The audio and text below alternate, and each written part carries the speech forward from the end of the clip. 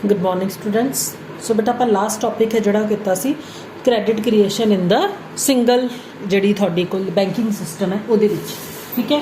पर कदे भी अपने को सिंगल बैंक्स ने जोड़े वो नहीं होंगे। एक्चुअली इकोनमी दे विच की होंगे ने मैनी बैंक्स होंगे ने, देयर आर मैनी बैंक्स। एक सिंगल बैंक है वो ज़्यादा क्रैडिट क्रिएट नहीं कर सकता, बट जो मल्टीपल बैंकिंग सिस्टम है वो जोड़े क्रैडिट क्रिएशन है वो की है बहुत ज़्यादा कर सकता है, many times more credit than its primary deposits. अपने प्राइमरी डिपॉजिट्स तो कई गुना ज़्यादा तक का जोड़ा क्रैडिट है जोड़ा ये क्रिएट कर सकता है। ठीक है। सो किद्दां करना है, ध्यान नाल समझना है बच्चे मेरी गल नूं, जिवें जिवें मैं बोल रही हाँ। ठीक है, बहुत इंटरस्टिंग है ये। हुण कहंदा suppose there are many banks in an economy. एक बंदा बैंक ए च जांदा है। हुण बैंक का नाम है ए बैंक। किन्ने 1000 रुपया लैके इन कैश। बैंक नूं पता है कि सारे डिपॉजिटर एकदम सारा पैसा बाहर नहीं कढवाउंदे। ठीक है, कदे किसी ने विदड्रॉ करा लिया, कदे किसी ने करा लिया। तो नहीं है कि सारे ही बैंक एक ही दिन सारे कस्टमर आउणगे कि सानू पैसा दो जी पैसा दो, इदां नहीं हुंदा। ठीक है। सपोज बैंक ਉਹਦੇ 10% टोटल डिपॉजिट विचों एज अ कैश रिजर्व रख के बाकी दी अमाउंट लोन दे दिंदा है। इस एग्जाम्पल दे विच बैंक ए 100 रुपये कैश रिजर्व रखूगा तो 900 रुपये का लोन दे दूगा टू मिस्टर एम। ठीक है, ਇਹਦਾ मतलब 1000 रुपया प्राइमरी डिपॉजिट आया, 100 रखिया, किन्ने दे लोन दिते गए 900 रुपये के लोन। ठीक है जी। This man issues a cheque of ₹900 to another person. इस मिस्टर एम ने ये पैसे किसी दूजे बंदे नूं देने सी, उन्होंने ये 900 रुपये का चैक दे दिंदा है। तो जो दूजा बंदा है उसका अकाउंट किहड़े बैंक च है? बी बैंक च। हुण वो जो दूजा बंदा है वो बी बैंक को जाऊगा, 900 रुपया लैके आ गया जी। 900 रुपया प्राइमरी डिपॉजिट। बी बैंक की करूगा, 900 विचों 90 रुपये रख के 810 रुपये किसी होर तीसरे बंदे नूं लोन दे दूगा। ठीक है। हुण वो तीसरा बंदा जिहड़ा है उन्हें चौथे बंदे नूं पैसे देने सी, उन्होंने चैक कटदा है तो उस चौथे बंदे का अकाउंट है जिहड़ा किहड़े बैंक च है? बैंक सी च। बैंक सी च आ गए जी 810 रुपये। 810 वो बैंक की करता है 81 रुपये रख के 729 का क्रैडिट क्रिएट करता है। ये प्रोसैस कदों तक चली जाऊगी? मतलब कितना क्रैडिट क्रिएट कर सकते हैं ये बैंक्स? 9000 तक का जिहड़ा क्रैडिट क्रिएट कर सकते हैं। इसका मतलब 1000 रुपया आया सी, देखो जो कैश फॉर्म च पैसा आया सी तो सिर्फ 1000 ही आया सी ना, बाकी तो सारिया ट्रांजैक्शनस किहदे च चल रही ने? चैक च चल रही ने ना। 1000 रुपये के नाल असी 9000 तक दे लोन क्रिएट कर ले। 1000 रुपया असी जिहड़ा है वो रिजर्व दे विच रख लिया तो टोटल असी किन्ना दा लोन क्रिएट कर दिता? 9000 टोटल साडे कोल डिपॉजिट्स ने जिहड़े किन्ने ने? Primary plus required reserves and secondary reserved 9000 ते 1000 मतलब टोटल साडे कोल 10000 दे प्राइमरी डिपॉजिट्स एग्जिस्ट करते हैं। ठीक है, आही लिखिया है। हुण बैंक बी 10% रख के 810 का लोन दे दिंदा है, वो सी बैंक को चला जाता है।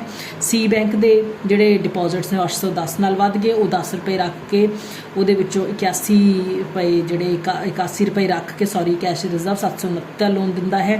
ये प्रोसैस चली जाऊगी जदों तक कि प्राइमरी डिपॉजिट्स 1000 रुपये के नाल 9000 तक के लोन क्रिएट नहीं होंगे। ठीक है, आवला टेबल दे देना है, आ फिगर तुसी नहीं देनी बेटा। ठीक है।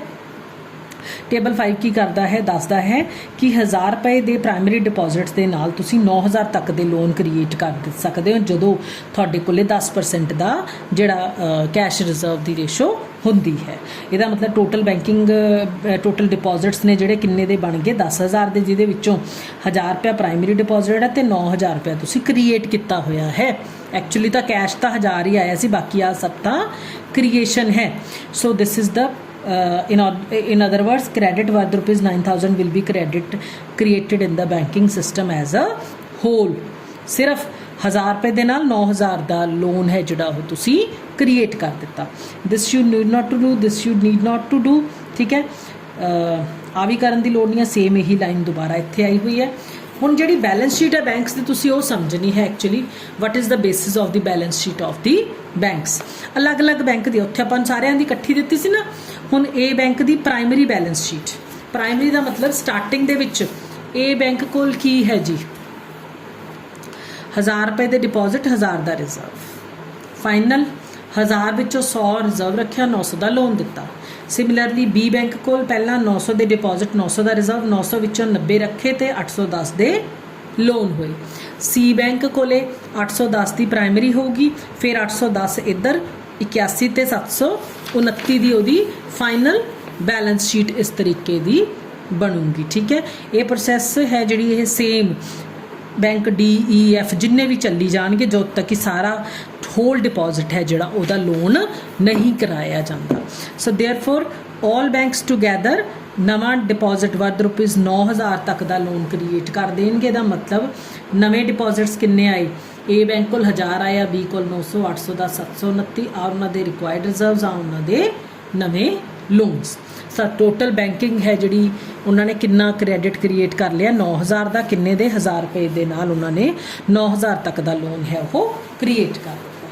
So this is your system of the credit creation in multiple banking system जो थोड़े को डिफरेंट बैंक्स होंगे। ठीक है, हुण है थोड़े को जी लिमिटेशनस ऑफ क्रेडिट क्रिएशन कि क्रेडिट क्रिएशन की थानू दिक्कत आउंदियां ने। फर्स्ट है कैश रिजर्व रेशो CRR जो मैं थानू पहला दसी सी ये मैं तुहानू दस चुकी हाँ ऑलरेडी।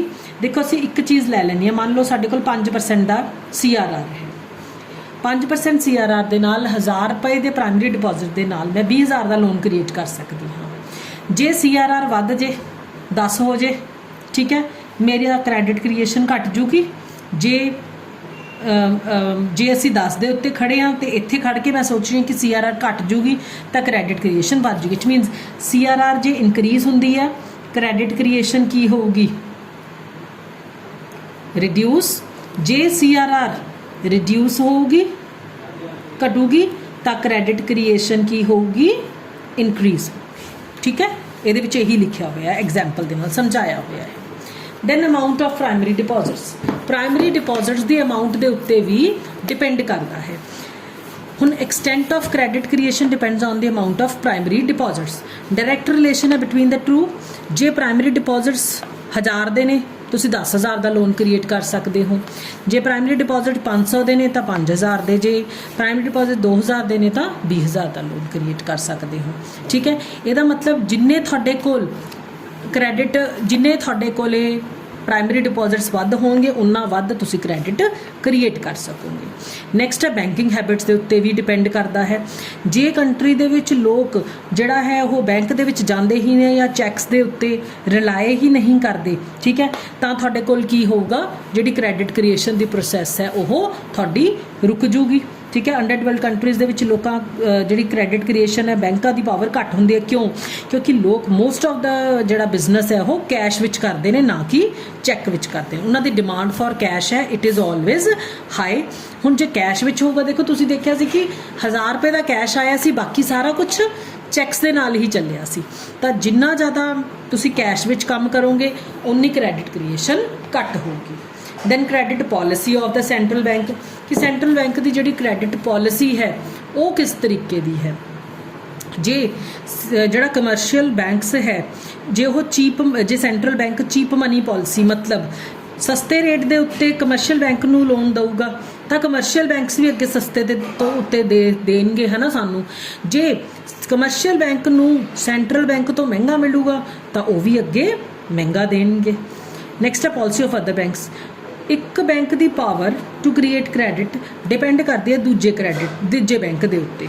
जे सारे बैंक्स यूनिसन दे विच मतलब जॉइंटली काम करनगे इकट्ठे होकर काम करनगे they will have more power to create credit. If ever one bank expands credit other banks जो उन्होंने कोऑपरेट नहीं करते तो क्रेडिट क्रिएशन की प्रोसैस रुक जूगी। नैक्सट है लीकेजिज इन सर्कुलेशन। देखो लीकेजिज की मैं तुहानूं पिछे भी समझाया सी परसों वाले टॉपिक दे विच भी यही दस्सिया सी कि जे वो 1000 रुपए विचों जिवें आपां 1000 चों 100 रुपया रख के 900 का लोन क्रिएट करता है ना। हुण जे वो 900 रुपया लैके बंदा बैंक दे विच पहुंचे ही ना फिर की होगा फिर लीकेज होगी मतलब वो पैसा बैंक को नहीं पहुंचा। ठीक है, फिर उस पैसे के नाल क्रेडिट क्रिएट नहीं होगा। ठीक है, कदों क्रेडिट क्रिएट हो जो पैसा बैंक दे विच पहुंचूगा। दैन नेचर ऑफ सिक्योरिटीज़ और availability of good borrowers power bank की किहदे उत्ते डिपेंड करती है सिक्योरिटीज़ की नेचर के उत्ते जे तुहाडे बोरोअर्स गुड बोरोअर्स ने ट्रस्टवर्दी ने गुड सिक्योरिटीज़ रखते हैं तो बैंक ज़्यादा क्रेडिट क्रिएट कर सकता है जे सिक्योरिटीज़ रिस्की ने बैंक घट क्रेडिट क्रिएट कर सकता है। क्राउदर कहता है कि bank does not create credit out of thin air ਉਹਨੂੰ ਕਦੋਂ ਕ੍ਰੈਡਿਟ ਕ੍ਰੀਏਟ ਕਰਦਾ ਹੈ ਜਦੋਂ ਉਹਨੂੰ ਅੱਛੀਆਂ ਚੀਜ਼ਾਂ ਨੇ ਜਿਹੜੀਆਂ ਉਹ ਸਿਕਿਉਰਿਟੀ ਦੀ ਫਾਰਮ ਵਿੱਚ ਰੱਖੀਆਂ ਜਾਂਦੀਆਂ ਨੇ।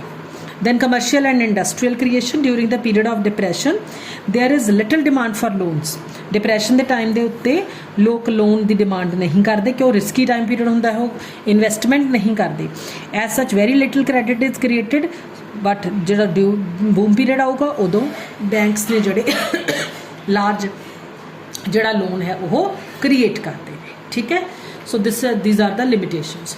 आ हैगा do banks really create credit तो बहुत सोहनी एग्जाम्पल दी हुई है this you will read yourself आ वाले ओवरकोट की क्लॉक रूम के जोड़े क्लॉक रूम के रखे हुए हैं।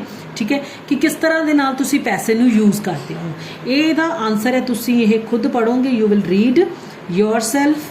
ठीक है and you will find it very interesting कि सच्ची बैंक्स लोन क्रेडिट क्रिएट करते भी ने या नहीं करते किद्दां हुंदा है एक्चुअली। ठीक है सो ये बेटा तुहाडे कोल जिहड़ा क्रेडिट क्रिएशन के उत्ते सिंपल जिहा क्वेश्चन बनता है how credit is created by banks give limitations जो तुहानूं दस्सिया सारा का सारा ही चैप्टर है जिहड़ा इहदे विच तुसीं करना होगा। ठीक है सिंगल क्रेडिट बैंकिंग सिस्टम ते मल्टीपल आ जिहड़े पहले तुहानूं मैं करवाए ने बेसिक कॉन्सैप्ट्स करवाए ने।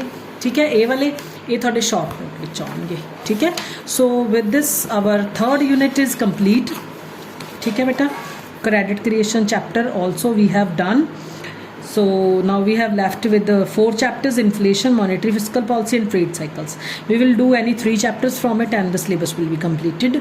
So तुसी जल्दी तो जल्दी अपना जोड़ा है नोट्स ने जोड़े प्रिपेयर कर लो तो टेस्ट की तैयारियां करनी शुरू कर दो। Shortly you will have tests. So till then goodbye beta, have a nice time.